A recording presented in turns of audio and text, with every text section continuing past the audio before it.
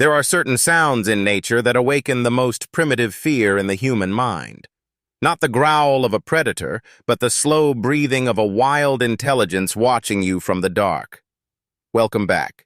Tonight, we are reopening a black file from 1923, a terrifying survival story from the frozen forests of Finland. Turn off the lights, pull the blanket a little closer, and step with me into the territory of monsters.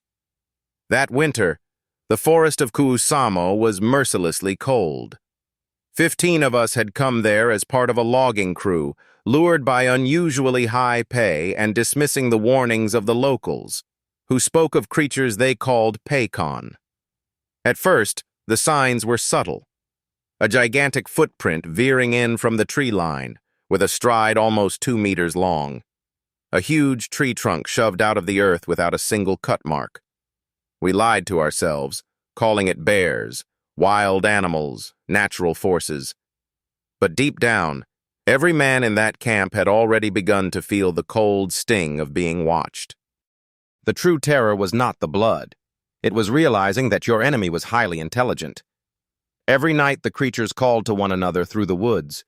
The sounds were low, unnatural, and powerful enough to tremble through the chest.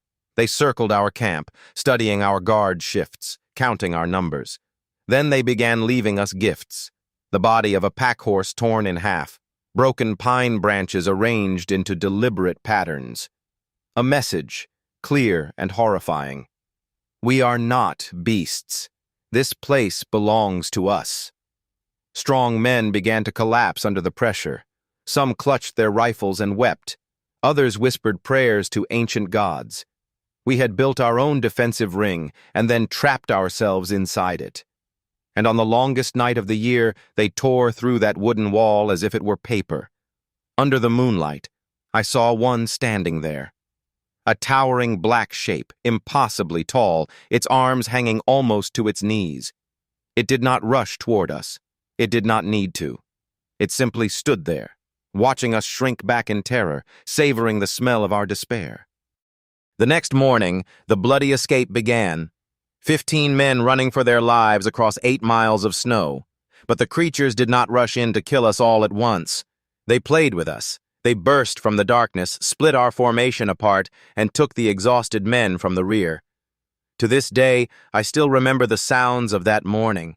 Snow breaking under enormous footsteps, and the screams of my friends fading deeper into the forest. Only 5 of us reached the edge of town. The giant creatures remained at the tree line, let out one final victorious roar, and disappeared back into the eternal dark. The truth was buried beneath official reports labeled workplace accident.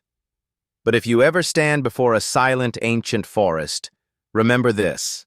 That silence does not mean the forest is empty. It means everything inside it has gone still, so it can watch you. Thank you for listening. Don't forget to subscribe so you won't miss the next disturbing case. Sleep well tonight, if you can.